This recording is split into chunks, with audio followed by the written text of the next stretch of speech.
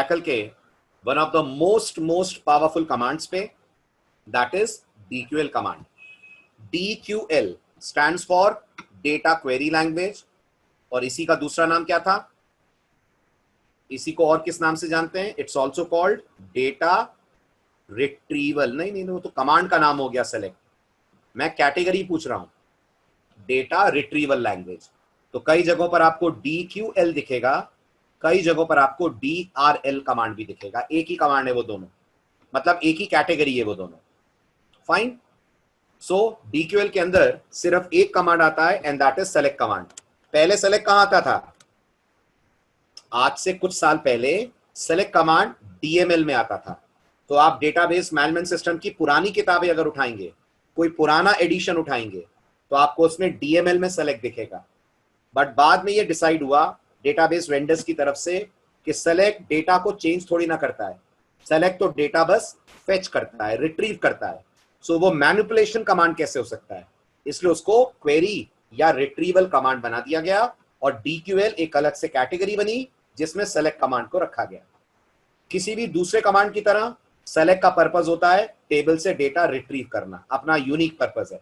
जैसे डिलीट का unique purpose है हटाना, ट्रंकेट का पर्पस है सारी रोज हटा देना, अपडेट चेंज करता है, इंसर्ट नई रो ऐड करता है, ऐसे सेलेक्ट डेटा फेच करता है। सेलेक्ट के भी ओरेकल के पास दो वर्जन्स हैं। गेस करिए कौन दो? सेम थ्योरी है, एक बिना वेयर का, एक वेयर के साथ। जो बिना वेयर का होगा वो क्या करेगा? जो बिना वेयर का होगा वो क्या करेगा? वो सारी रोज लाएगा। जिसमें वेयर होगा वो क्या करेगा? वो वही रोज लाएगा जो वेयर की कंडीशन को सेटिस्फाई करे। जो बिना वेयर के होगा वो सारा डेटा फेच करेगा, जो वेयर के साथ होगा वो उतना ही डेटा फेच करेगा जो दी गई कंडीशन को मैच कर रहा हो।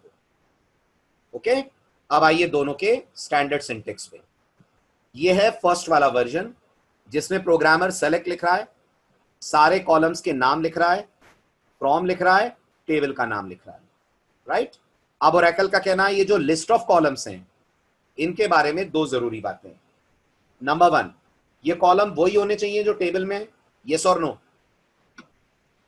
ये कॉलम वही होने चाहिए जो टेबल में है, लेकिन इनका जो ऑर्डर है वो जरूरी नहीं है कि टेबल के ऑर्डर से मैच करें, राइट। ये किसी भी ऑर्डर में आ सकते हैं। हमारी टेबल के अंदर SID, SNAME और DOB है। हम रिट्रीव करते वक्त SNAME, DOB और SID भी कर सकते हैं। इट्स अप टू अस, ये हमारी चॉइस होती है। Point number 1। पॉइंट नंबर 2, अगर हमको सारे ही कॉलम चाहिए तो इतनी मेहनत ना करते हुए कि हम सारे कॉलम का नाम लिखें, हम इसकी जगह यूज कर सकते हैं स्टार। लेकिन स्टार में फिर ऑर्डर क्या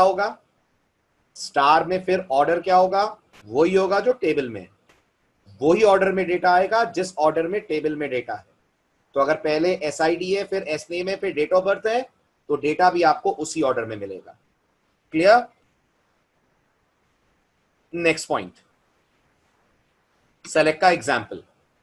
मान लीजिए हमें स्टूडेंट्स टेबल की सारे कॉलम्स देखने हैं, तो या तो हम ऐसे लिख सकते हैं और या फिर इसकी जगह हम लिख सकते हैं select star from student. Both the commands will do exactly same thing.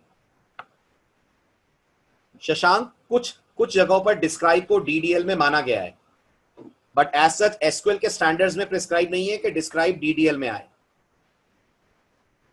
Okay Shashank, चलें आगे।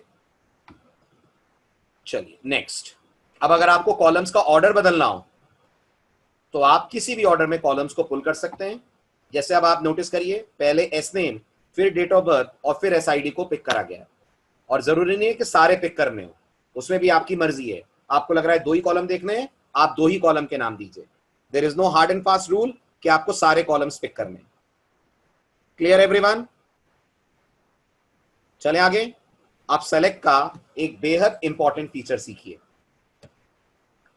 पढ़िए, क्या है ये फीचर? जल्दी। सेलेक्ट हमें ये पावर देता है कि जब हम डेटा फेच कर रहे हो तो डिस्प्ले करते वक्त हम कॉलम के टाइटल्स चेंज कर सकते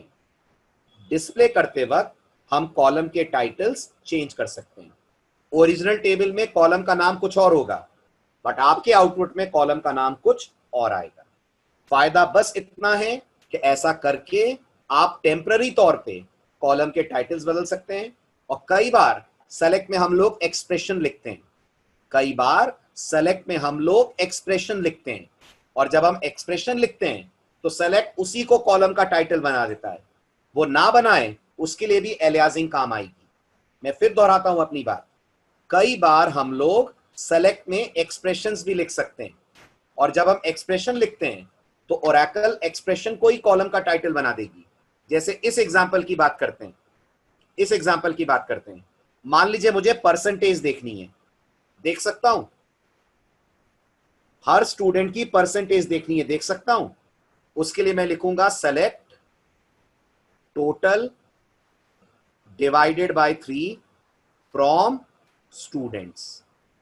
अब नोटिस करिए, ये जो आप देख रहे हैं ना, टोटल डिवाइडेड बाय 3, इसको आप आम भाषा में बोलते हैं एक्सप्रेशन, और अगर आपने डीबीएमएस की थ्योरी पढ़ी हो तो इसको बोलते हैं डिराइव्ड कॉलम। यहां डिराइव का मतलब इनहेरिटेंस नहीं है, यहां डिराइव का मतलब एक ऐसा कॉलम जो टेबल में नहीं है बट आप अपनी एक्सप्रेशन से उसे जनरेट कर रहे हैं। एक ऐसा कॉलम जो टेबल में नहीं है बट आप अपनी एक्सप्रेशन से उसे जनरेट कर रहे हैं। आप कोड आपका चलेगा, but can you imagine Oracle जब आउटपुट दिखाएगी तो टाइटल क्या होगा कॉलम का?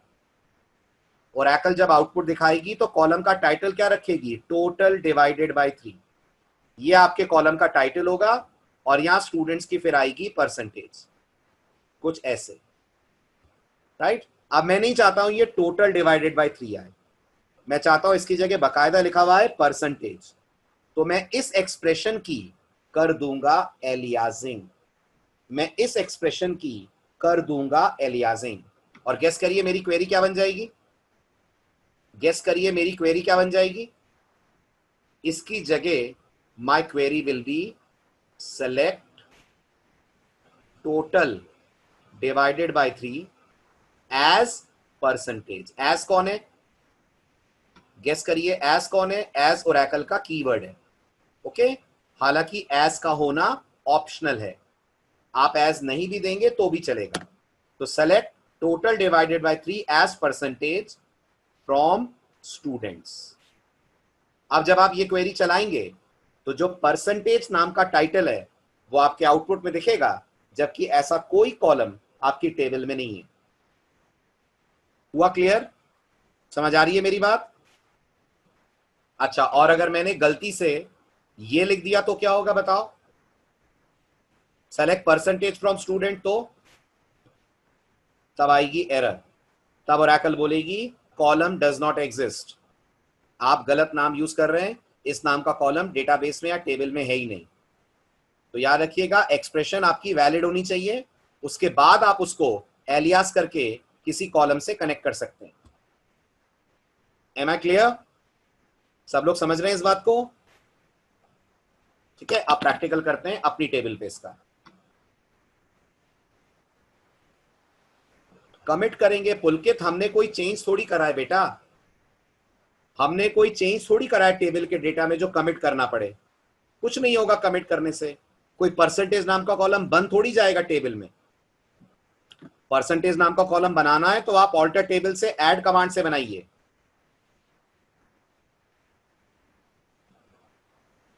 बिल्कुल सही प्रतीक, हाथी के दांत है, शो ऑफ करने के हैं, उसमें कुछ है नहीं, एक्चुअल टेबल का परसेंटेज से कोई लिंक नहीं है। ठीक, आइए let's get back to the practical part.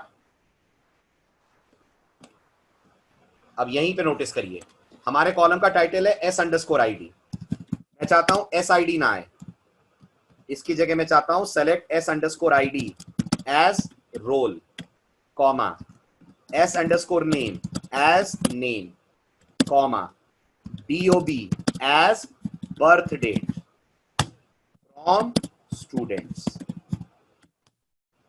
तो अब आप चेक करिए, आपको जो कॉलम के टाइटल्स दिख रहे हैं वो SID की जगह रोल, s_name की जगह नेम, और बर्थ डेट की DOB की जगह बर्थ डेट दिख रहा है। हालांकि अभी भी अगर आप नॉर्मल सेलेक्ट चलाएंगे या डिस्क्राइब चलाएंगे, गौर करिए कॉलम्स उसी नाम से मिलेंगे जिस नाम से वो टेबल में थे। ऐसा करके टेबल में कोई ये कॉलम आ नहीं गए, ये सिर्फ टेम्पररी तौर पे आउटपुट विंडो में इन टाइटल्स के साथ कॉलम्स को दिखाया जाएगा। आया समझ में एलियासिंग?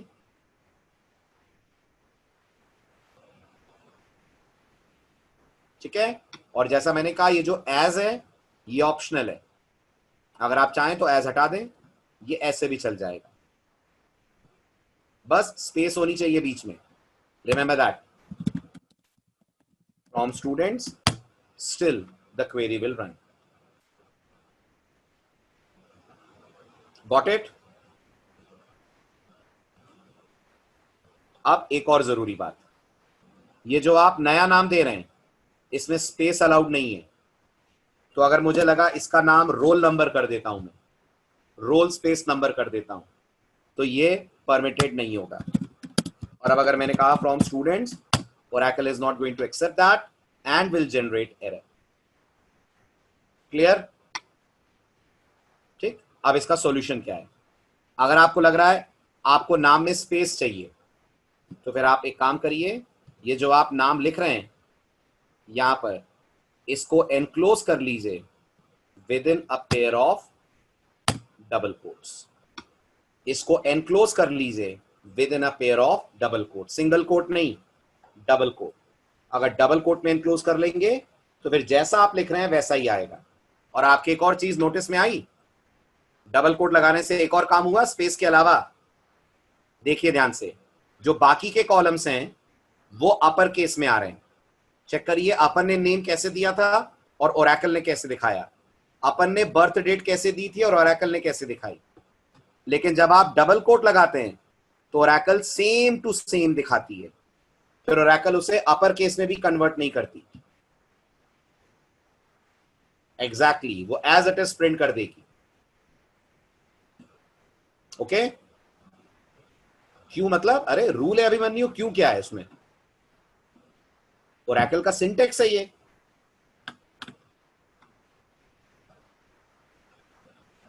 हाँ, बस डबल कोट यही यूज होते हैं, बाकी जगह ओरेकल में सिंगल कोट लगते हैं, यहां पर लगेंगे डबल कोट। टेबल में क्या करना है वैभव? क्या करना चाह रहे हैं टेबल में? कि कॉलम के नाम में स्पेस आए, ऐसा कर सकते हैं बिल्कुल। क्रिएट टेबल करते वक्त कॉलम का नाम डबल कोट में दे दीजिए। क्रिएट टेबल करते वक्त कॉलम का नाम डबल कोट में दे दीजिए, कर सकते हैं। हाँ, तो आप डबल कोट लगा दीजिए, तो जैसे लिखेंगे वैसे ही कॉलम का नाम दिखेगा। इंटरैक्टिव इंसर्ट में भी करते हैं ना रजत अपन। आप जब इंसर्ट कमांड लिख रहे होंगे तो सब्स्टिट्यूटर के साथ आप जो नाम लिखते हैं वही तो आता है।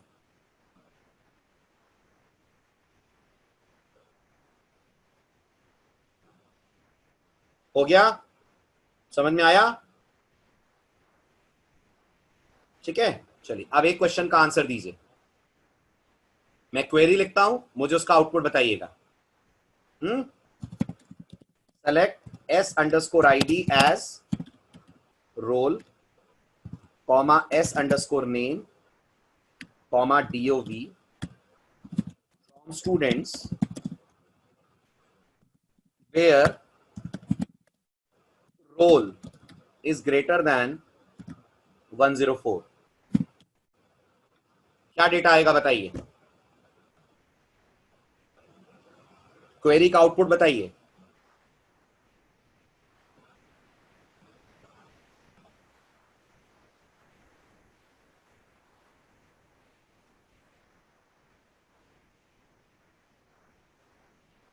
एरर आएगी। अगर आप ये क्वेरी लिखेंगे तो एरर आएगी। क्यों आएगी एरर? Can you tell? क्यों आएगी एरर? Can you tell? इसलिए आएगी, सुनिए, क्योंकि जब आप सेलेक्ट कमांड लिखते हैं तो ओरेकल का उसे सॉल्व करने का एक ऑर्डर होता है। जब आप सेलेक्ट कमांड लिखते हैं ना, तो ओरेकल का उसे सॉल्व करने का एक ऑर्डर होता है। आपके कमांड में आपने सबसे पहले सेलेक्ट लिखा है ना? जल्दी बताइए, आपने सबसे पहले सेलेक्ट लिखा है ना? बट ओरेकल आपके कमांड में सबसे पहले फ्रॉम को पढ़ती है। This is the first thing which Oracle reads. From के बाद फिर ओरेकल वेयर को पढ़ती है।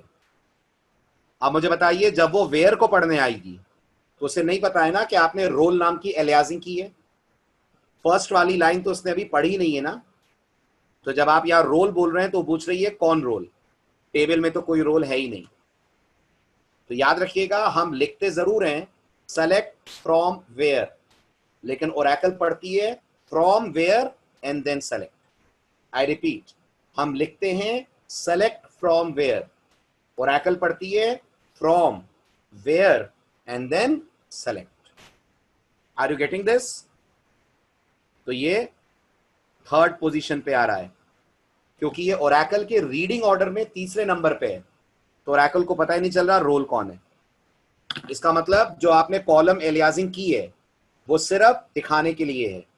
अभी भी वेयर में कंडीशन में ओरिजिनल नाम ही आएगा, अभी भी वेयर में कंडीशन में ओरिजिनल नाम ही आएगा। सो डू रिमेंबर, अगर इसका सही वर्जन लिखा जाए तो वो ऐसा ही होगा। Instead of saying roll greater than 104, will say SID greater than 104.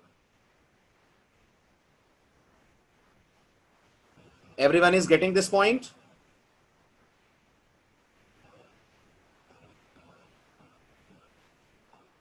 हटा दूं?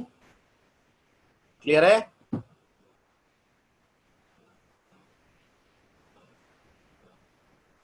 ये सब स्लाइड्स में मेंशन है, तो आप नोट्स बनाने मत बैठ जाइएगा, सब लिख दिया मैंने। ठीक है, तो आप पढ़िए अब इसको, एज ऑप्शनल है, राइट। एक और पॉइंट, जो आप कॉलम के नाम एलियाजिंग में दे रहे हैं वो रिपीट भी होंगे तो भी चलेगा। ऐसे करना नहीं चाहिए आपको, लेकिन अगर आपने नाम रिपीट भी कर दिए तो भी चलेगा। बस आपको कंफ्यूजन होगा आउटपुट को देखकर। कहने का मतलब, ये कमांड देखिए आप, सबसे पहला वाला हमारा, मैं सबका नाम रोल नंबर कर रहा हूं, चलेगा? ये भी रोल नंबर, वो भी रोल नंबर, और डेट ऑफ बर्थ भी रोल नंबर। हालांकि ये अव्वल दर्जे की बेवकूफी है जो एक डेवलपर कर सकता है, बट ओरेकल कुछ बेवकूफियां अलाउ करती है। क्लियर? कोई फायदा नहीं है, कुछ नहीं है, बट हाँ, ओरेकल को इसलिए गलत नहीं लगता क्योंकि ये कॉलम टाइटल्स किसी कैलकुलेशन में, किसी वेयर कंडीशन में कहीं यूज नहीं होंगे, ये सिर्फ शो करने के लिए। तो फिर सेम भी हो जाए तो क्या फर्क पड़ रहा है? ओके?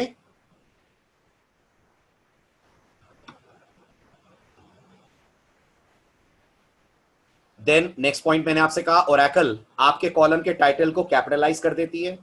अगर आप नहीं चाहते हैं ओरेकल कॉलम टाइटल्स कैपिटलाइज करे, तो आपको उसे डबल कोट्स के अंदर एनक्लोज करना चाहिए। ठीक है, डबल कोट्स के अंदर आपको तब भी एनक्लोज करना चाहिए जब आपके कॉलम के अंदर स्पेसेस हो। जब जो आप एलियाज नाम दे रहे हैं उसके अंदर स्पेसेस हो, तब भी आपको ऐसा करना चाहिए। हुआ क्लियर? चलूं आगे?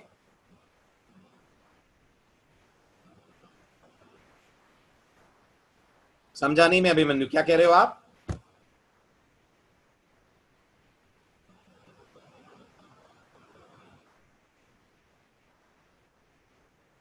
हाँ, अगर आपने कॉलम का नाम क्रिएट टेबल लिखते वक्त डबल कोट्स में दिया, तो फिर हर जगह आपको कॉलम का नाम वैसे ही देना पड़ेगा जैसे आपने दिया था टेबल क्रिएशन के वक्त।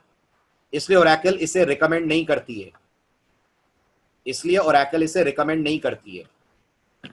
ठीक है, समझ आ रहा है? यहां तक क्लियर हुआ सबको?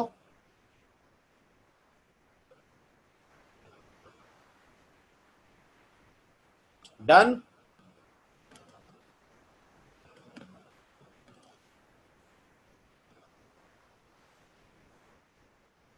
चलिए अब आते हैं सर्च सेलेक्ट पे। सर्च सेलेक्ट क्या करेगा? सेम करेगा जो डिलीट और अपडेट करते थे। आप सेलेक्ट लिखेंगे, फ्रॉम लिखेंगे, और वेयर के अंदर मेंशन कर देंगे आप अपनी टेस्ट कंडीशन। अगेन यहां पे कॉलम किसी भी ऑर्डर में आ सकते हैं, नंबर 1। यहां भी आप एलियाजिंग यूज कर सकते हैं, नंबर 2। जरूरी नहीं है कि जो कॉलम डिस्प्ले हो रहा हो वेयर में आप उसी की कंडीशन लिखें। मैं डिस्प्ले कराते वक्त स्टूडेंट आईडी को डिस्प्ले करा सकता हूं और फिल्टरिंग कर सकता हूं on the basis of date of birth. I repeat, मैं डिस्प्ले कराते वक्त स्टूडेंट आईडी को डिस्प्ले करा सकता हूं, फिल्टरिंग कर सकता हूं on the basis of date of birth. तो ये सोचना बिल्कुल गलत है कि सेलेक्ट में जो कॉलम आ रहे हैं और वेयर में जो आ रहे हैं वो सेम होने चाहिए। ऐसा कुछ भी नहीं है, आपकी पसंद है, आप किसी भी ऑर्डर में इन कॉलम्स को ले सकते हैं। और जैसा मैंने आपसे कहा, ओरेकल सबसे पहले फ्रॉम पढ़ती है, ध्यान दीजिएगा नीचे लिखा हुआ है, फ्रॉम के बाद ओरेकल वेयर पढ़ती है, एंड फाइनली वेयर के बाद ओरेकल पढ़ती है सेलेक्ट। तो शुरुआत फ्रॉम से होगी, फ्रॉम के बाद वेयर, और वेयर के बाद फिर ओरेकल कॉलम के नाम पड़ेगी सेलेक्ट में। ओके, सिंपल है। Getting this? एग्जाम्पल बताइए क्या क्वेरी बनेगी, जल्दी फटाफट। सारे कॉलम्स चाहिए लेकिन रोज वही चाहिए जिनकी स्टूडेंट आईडी 103 से ज्यादा हो। What query shall be write? Select, आगे स्टार, क्योंकि कॉलम सारे चाहिए तो select star from students where student ID greater than 103। Simple. Next, student ID और डेट ऑफ बर्थ चाहिए उस स्टूडेंट की जिसका नाम अमित है। स्टूडेंट आईडी और डेट ऑफ बर्थ चाहिए उस स्टूडेंट की जिसका नाम अमित है। तो I say select SID comma DOB followed by from students where, आगे S underscore name is equal to single quote में और बिल्कुल वैसे अमित जैसे आपके टेबल में। याद रखिएगा, अगर आपने इस अमित का केस जरा भी चेंज करा तो ओरेकल कह देगी उसे डेटा नहीं मिल रहा है, और ये प्रॉब्लम हम ओरेकल फंक्शंस में जाकर सॉल्व करेंगे, क्योंकि हो सकता है एज अ डेवलपर हमें पता ही ना हो कि टेबल में अमित किस फॉर्मेट में। ठीक है, अभी हम मान रहे हैं कि क्वेश्चन में जैसा अमित दिया है हम वैसा ही लिख रहे हैं, बट अगर हमने उससे हटकर अमित लिखा तो ओरेकल कह देगी नो रोज सेलेक्टेड, क्योंकि ओरेकल जब स्ट्रिंग्स को कंपेयर करती है, ओरेकल जब स्ट्रिंग्स को कंपेयर करती है तो क्या हो जाती है? केस सेंसिटिव हो जाती है। ओरेकल जब स्ट्रिंग्स कंपेयर करेगी तो कंपैरिजन केस सेंसिटिव होगा। आ रहा है समझ में?